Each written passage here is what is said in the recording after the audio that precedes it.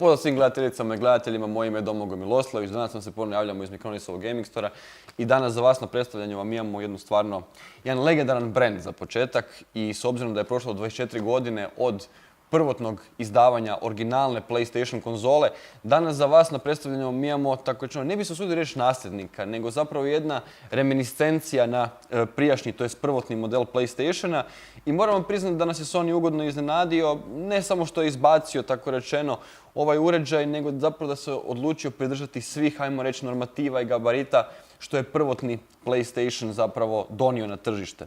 Ono što je interesantno je zapravo pomoću ovog uređaja možemo vidjeti komparaciju koliko je zapravo informatička industrija unapredovala u protekle 24 godine. Znači, da vidimo samo na veličini samog uređaja koliko se uznapredovalo, koliko je miniaturizacija preuzela inicijativu, a i koliko su te performanse eksponencijalno narasle u tako jednom malom pakiranju.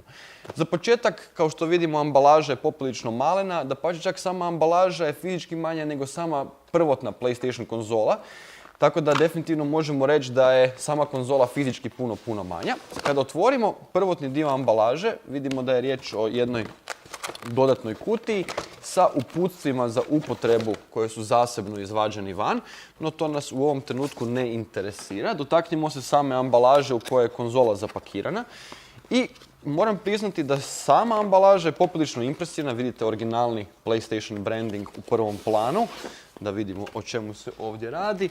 Naravno, dodatna uputstva i zapravo glavni razlog i povod ovog unboxinga, sam uređaj je ovdje. Da vidimo kako ćemo mi njega izvaditi van, nećemo ovako. No, nastavno na ovo sve, vidimo samu konzolu. Moram priznati da je stvarno kvalitetno zapakirana.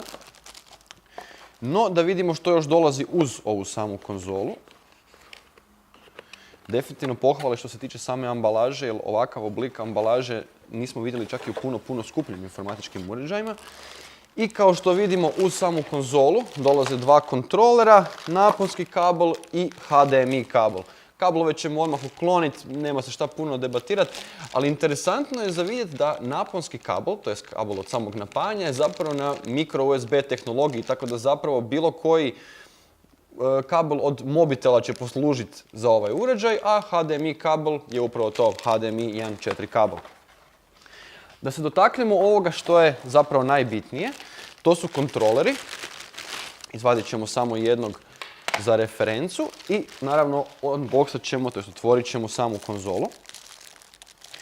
Što se tiče ovog samog uređaja na prvi pogled, užasno je lagan i užasno je minijaturan.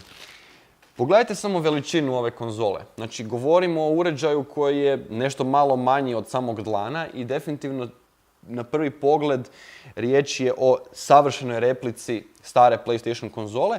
No, interesantno kada pogledamo samu konzolu, ona doslovce nema niti jedan otvor gdje teče sam zrak unutar same, ajmo reći, PCB-a, samog hardverskog dijela, što je poprilično impresivno, znači pasivno je hlađenje i nema dodatnih hladnjaka, što bi dalo do znanja da je riječ o jednoj konzoli koja se nimalo ne zagrijava.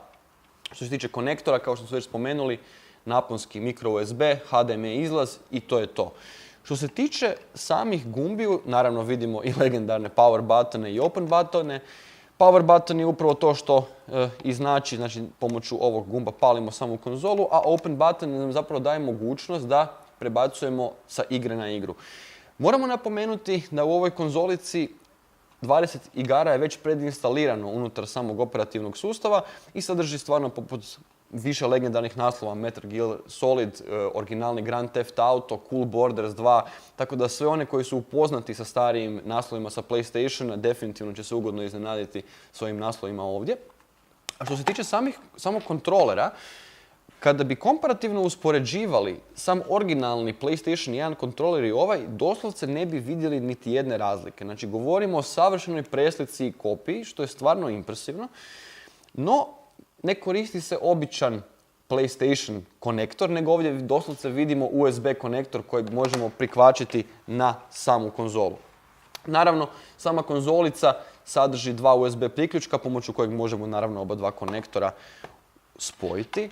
I interesantno je da sam kontroler, kao što smo očekivali, je nevjerojatno kvalitetne završne obrade, kao i njegov tako rečeno prijašnjik od 24 godine. Sama konzola zapravo tehnološki gledajući nije ništa pretjerano impresivno. S obzirom na cijenu od 799 kuna zapravo možemo očekivati da je ona performansi pa od nekakvog smartfona sa malo ozbiljnijim, tako rečeno, s malo ozbiljnijom konfiguracijom. Specifično riječ je o četverojezgranom procesoru i specifičnoj grafičkoj kartici koja je razvijena od strane Sonya baš za ovaj uređaj. Kada bismo makli ovu plastičnu ljušturu koja zapravo prikazuje ovaj retro dizajn, doslovce ne bi imali šta previše vidjeti jer je zapravo sama konzola se sastoji od jednog PCB-a, jednog komada silicija na koje su stavljeni naravno glavni procesor, grafička i ostali potpuni konektori i nešto radne memorije. Sve u svemu kao nekakva završna misao, ukoliko tražite nekakvi idealni božićni poklon i nekog želite razveseliti koji je već imao iskustva prije 24 godine sa ovom konzolom, definitivno topla preporuka, jer zapravo predstavlja jedan jako interesantan uređaj koji nudi kompletno rješenje, ušteka se u televizor i to je to. U svakom slučaju pohvala Sony za ovakav jedan retro dizajn i retro uređaj. Definitivno smo se ugodno iznenadili, a i podsjetili na nekakva, ajmo reći, ljepša vremena iz naše prošlosti.